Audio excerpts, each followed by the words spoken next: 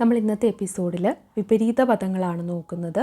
ഇതിന് മുൻപൊരു എപ്പിസോഡിൽ നമ്മൾ വിപരീത പദങ്ങൾ നോക്കിയിട്ടുണ്ടായിരുന്നു. അപ്പോൾ അത് കേട്ടിട്ടില്ലാത്തവരാണെങ്കിൽ ആ എപ്പിസോഡ് കേൾക്കുക.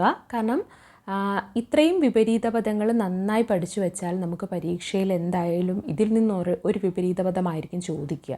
അത് ഉറപ്പുള്ള കാര്യമാണ്. അപ്പോൾ നമ്മൾ വിപരീത പദത്തിൻ്റെ എപ്പിസോഡുകളെല്ലാം നിങ്ങൾ നന്നായിട്ട് കേൾക്കുക. ഇതിന് തൊട്ട് മുൻപ് ഒരു എപ്പിസോഡ് ചെയ്തിട്ടുണ്ടായിരുന്നു. അത് കേട്ടിട്ടില്ലാത്തവരാണെങ്കിൽ അതൊന്ന് കേൾക്കണം. പിന്നെ ഈ വിപരീത പദം നമുക്ക് പഠിക്കുന്നതിന് വേണ്ടിയിട്ട് ഒരു വാക്കും അതിൻ്റെ അർത്ഥവും നിങ്ങൾക്കറിയാമെങ്കിൽ സ്വാഭാവികമായിട്ട് നിങ്ങൾക്കതിൻ്റെ വിപരീത പദം കണ്ടെത്താൻ അത്ര ബുദ്ധിമുട്ടൊന്നും ഉണ്ടാവില്ല. അത്ര ബുദ്ധിമുട്ടുള്ള ഒരു പോർഷനും അല്ല ഇത്. മറിച്ച് നമുക്ക് കുറേ അധികം വാക്കുകൾ പഠിക്കാനുണ്ടാവുമ്പോൾ നമുക്കുണ്ടാവുന്ന ചില കൺഫ്യൂഷൻസൊക്കെ കാണും. ഇത്രയും കൂടി എങ്ങനെ പഠിക്കും എന്നൊക്കെയുള്ള കാര്യങ്ങൾ. അതിനു വേണ്ടിയിട്ട് നിങ്ങൾ കുറച്ച് വിപരീത പദങ്ങൾ മാത്രം ഓരോ ദിവസവും പഠിച്ചു പോവുക. എല്ലാ ദിവസവും കുറച്ച് പഠിക്കാൻ നോക്കുക. അങ്ങനെ കുറച്ച് പഠിച്ചു കഴിയുമ്പോൾ എന്ത് ചെയ്യാം, നമുക്ക് മുഴുവൻ വാക്കുകളും നന്നായിട്ട് മനസ്സിലാക്കിയെടുക്കാൻ സാധിക്കും. വീണ്ടും കേൾക്കുകയാണ് ഇത് പഠിക്കാനുള്ള ഏറ്റവും നല്ല മാർഗം. നമുക്ക് ബോറിംഗായിട്ട് തോന്നും, പക്ഷെ നമുക്ക് ആവശ്യമുള്ള ഒരു ടോപ്പിക്കാണിത്. നമുക്ക് സമയം കളയാതെ എപ്പിസോഡിലേക്ക് കടക്കാം. പഴമയുടെ വിപരീത പദം പുതുമയാണെന്ന് എല്ലാവർക്കും അറിയാം. പഴമ നമ്മൾ ഒരുപാട് കേട്ടിട്ടുള്ളതാണ്. പഴമയുടെ വിപരീത പദം എന്താണ്? പുതുമ. അതുപോലെ പരുഷമായി സംസാരിക്കുക, അതിന് വിപരീതം എന്തായിരിക്കും? പരുഷത്തിൻ്റെ വിപരീതം മൃദുലമായിട്ട് സംസാരിക്കുന്നു. അങ്ങനെ ഓർത്ത് വെച്ചാൽ പോരെ, അയാൾ പരുഷമായി സംസാരിക്കുന്ന വ്യക്തിയാണ്. അപ്പം മറ്റൊരാളെ ഓർക്കുക, അയാൾ വളരെ മൃദുലമായി സംസാരിക്കുന്ന ആളാണ്. പശ്ചിമം നമുക്കറിയാം. പശ്ചിമത്തിൻ്റെ നമ്മൾ ചെറുപ്പം മുതൽ കേൾക്കുന്ന ഒരു വാക്കാണ്. പശ്ചിമത്തിൻ്റെ വിപരീത പദമാണ് പൂർവം. പ്രതിയുടെ വിപരീത പദം എന്താണ്? വാദി. പ്രതിഭാഗം വക്കീൽ, വാദിഭാഗം വക്കീൽ എന്നൊക്കെ കേൾക്കാറില്ലേ? അപ്പോൾ പ്രതിയുടെ വിപരീത പദമാണ് വാദി. പിന്നെ നമ്മൾക്കറിയാവുന്ന വാക്ക് തന്നെ അടുത്തത് വിദേശത്തിൻ്റെ വിപരീതം എന്താണ്? സ്വദേശം. അതുപോലെ വിരസം, വളരെ വിരസമാണ്, അയാൾ വളരെ വിരസമായി സംസാരിക്കുന്നു. അതിൻ്റെ വിപരീതം എന്താണ്? സരസം. വിരസത്തിൻ്റെ വിപരീതം എന്താണ്? സരസം. അഭിലാഷത്തിൻ്റെ വിപരീതമാണ് നിരഭിലാഷം. നമ്മുടെ അരികെയുണ്ട് എന്ന് പറയുമ്പോൾ അരികയുടെ വിപരീതം എന്താണ്? അകലെയാണ്. അപ്പോൾ അരികയുടെ വിപരീത പദം അകലെ. അതുപോലെ തന്നെ ഒരു വാക്കാണ് ദൂരയുടെ എന്താണ്? ദൂരയുടെ വിപരീത പദമാണ് ചാരെ. അപ്പം അരികെ, ചാരെ എന്നെല്ലാം ഒരേ അർത്ഥത്തിൽ നമ്മൾ പറയാറില്ലേ? അപ്പം അരികയുടെ വിപരീത പദം എന്താണ്? അകലെ. ചാരയുടെ വിപരീത പദം എന്താണ്? ദൂരെ. അത് നമുക്ക് ഓർത്ത് വെക്കാൻ വലിയ ബുദ്ധിമുട്ടുണ്ടെന്ന് തോന്നുന്നില്ല. നമുക്ക് അടുത്ത വാക്കുകൾ നോക്കാം. അനന്തമായത്. അനന്തത്തിൻ്റെ വിപരീതം എന്താണ്? അന്തം. അതുപോലെ ഐച്ഛികം, നമ്മുടെ ഇച്ഛയോടുകൂടി, അങ്ങനെയുള്ള അതിൻ്റെ വിപരീതമാണ് നിർബന്ധിതം, അല്ലെങ്കിൽ എന്താണ്? അനൈച്ഛികം. അനൈച്ഛികം. അതുപോലെ രക്ഷിക്കുക, അല്ലെങ്കിൽ അതിന് വിപരീതം എന്താണ്? ശിക്ഷ. രക്ഷയുടെ വിപരീതമാണ് ശിക്ഷ. രസത്തിൻ്റെ വിപരീതം എന്താണ്? നീരസം. സാധാരണയായിട്ട് സംഭവിക്കുന്ന കാര്യങ്ങളാണ് എന്ന് പറയാറില്ലേ നമ്മൾ? അതിന് വിപരീതമാണ് അസാധാരണം. സാധാരണത്തിൻ്റെ വിപരീത പദം എന്താണ്? അസാധാരണം.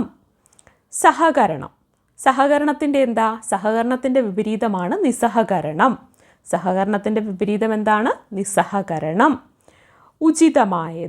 ഉചിതത്തിൻ്റെ എന്താണ്? അനുചിതം. അനുചിതമായത് എന്നൊക്കെ പറയാറില്ലേ നമ്മൾ? ഉചിതത്തിൻ്റെ വിപരീതമാണ് അനുചിതം. ഗമനത്തിൻ്റെ വിപരീതം എന്താണ്? ആഗമനം. വിരക്തിയുടെ വിപരീത പദമാണ് ആസക്തി. അതുപോലെ സൗമ്യത്തിൻ്റെ വിപരീത പദം എന്താണ്? സൗമ്യത്തിൻ്റെ വിപരീത പദമാണ് തീഷ്ണം. പ്രശാന്തം, വളരെ ശാന്തമായത് എന്നുള്ള അർത്ഥത്തിൽ. അങ്ങനെയാണെങ്കിൽ അതിന് വിപരീതം എന്താണ്? പ്രക്ഷുബ്ധം. പ്രശാന്തത്തിൻ്റെ വിപരീതമാണ് പ്രക്ഷുബ്ധം. അധമമായ കാര്യം. അധമത്തിൻ്റെ വിപരീതം എന്താണ്? ഉത്തമം. അധമത്തിൻ്റെ വിപരീത പദമാണ് ഉത്തമം. ആവരണം ചെയ്യുക, കേട്ടിട്ടില്ലേ? ആവരണത്തിൻ്റെ വിപരീതമാണ് അനാവരണം. അനുമോദനത്തിൻ്റെ എന്താണ്? അനുമോദനത്തിൻ്റെ വിപരീതമാണ് അനുശോചനം. അതുപോലെ അപേക്ഷയുടെ വിപരീത പദമാണ് ഉപേക്ഷ. മലിനമായത്, അതിൻ്റെ വിപരീതം എന്താണ്? നിർമ്മലം. മലിനത്തിൻ്റെ വിപരീതം എന്താണ്? നിർമ്മലം. വിരസം, വിരസമായതിൻ്റെ എന്താണ്? വിരസത്തിൻ്റെ വിപരീതമാണ് സരസം. ഭാഗികം, ഭാഗികമായി എന്നുള്ളതിന് വിപരീതം എന്താണ്? സമഗ്രം. ഭാഗികത്തിൻ്റെ വിപരീതമാണ് സമഗ്രം. ഇഹം, ഇഹത്തിൻ്റെ വിപരീതമാണ് പരം. ഇഹലോകവാസം വെടിഞ്ഞു എന്നൊക്കെ കേട്ടിട്ടില്ലേ? ഇഹത്തിൻ്റെ വിപരീത പദമാണ് പരം. ഇഹലോകം പരലോകം എന്നൊക്കെ കേട്ടിട്ടില്ലേ? അങ്ങനെ ഇഹത്തിൻ്റെ വിപരീതമാണ് പരം. അതുപോലെ ഭൂരിപക്ഷം, ഭൂരിപക്ഷത്തിൻ്റെ അഭിപ്രായം, ന്യൂനപക്ഷത്തിൻ്റെ അഭിപ്രായം എന്നൊക്കെ കേട്ടിട്ടില്ലേ? ഭൂരിപക്ഷം എന്ന് പറയുന്നതിൻ്റെ വിപരീതമാണ് ന്യൂനപക്ഷം. അപ്പോൾ നമുക്ക് ഇത്രയും വാക്കുകൾ ഒന്നുകൂടി നോക്കാം. വളരെ പ്രധാനപ്പെട്ടതാണ്. പഴമയുടെ വിപരീതമാണ് പുതുമ. പരുഷം മൃദുലം. പശ്ചിമം പൂർവം. പ്രതി, പ്രതിയുടെ വിപരീതം വാദി. വിദേശം സ്വദേശം. വിരസം സരസം. അഭിലാഷം നിരഭിലാഷം. അരികെ, അരികയുടെ എന്താ? അകലെ. ദൂരെ, ദൂരയുടെ എന്താ? ചാരെ. ഈ വാക്കുകൾക്ക് തമ്മിൽ എന്താണ് അർത്ഥം? ഒരുപോലെയാണല്ലേ? ചാരെ അരികെ, അത് രണ്ടും ഒരർത്ഥമാണ്. ദൂരെ അകലെ, അതും അർത്ഥം വരുമ്പോൾ ഒരുപോലെയാണ്. പിന്നീട് എന്താ? അനന്തം അന്തം. ഐച്ഛികം നിർബന്ധിതം അല്ലെങ്കിൽ അനൈച്ഛികം. രക്ഷ ശിക്ഷ. രസം നീരസം. സാധാരണം അസാധാരണം. സഹകരണം നിസ്സഹകരണം. ഉചിതം, ഉചിതത്തിൻ്റെ വിപരീതമാണ് അനുചിതം. ഗമനത്തിൻ്റെത് ആഗമനം. വിരക്തിയുടെ വിപരീതം എന്താ? ആസക്തി. സൗമ്യത്തിൻ്റെ വിപരീതമാണ് തീഷ്ണം. പ്രശാന്തം, ശാന്തമായ, അതിൻ്റെ വിപരീതമാണ് പ്രക്ഷുബ്ധം. അധമത്തിൻ്റെ എന്താണ്? ഉത്തമം. ആവരണത്തിൻ്റെത് അനാവരണം. അനുമോദനത്തിൻ്റെ വിപരീതമാണ് അനുശോചനം. അപേക്ഷയുടെ എന്താ? ഉപേക്ഷ. മലിനത്തിൻ്റെ എന്താ? നിർമ്മലം. വിരസം സരസം. ഭാഗികം സമഗ്രം. ഇഹത്തിൻ്റെ വിപരീതമാണ് പരം. ഭൂരിപക്ഷത്തിൻ്റെ വിപരീതമാണ് ന്യൂനപക്ഷം.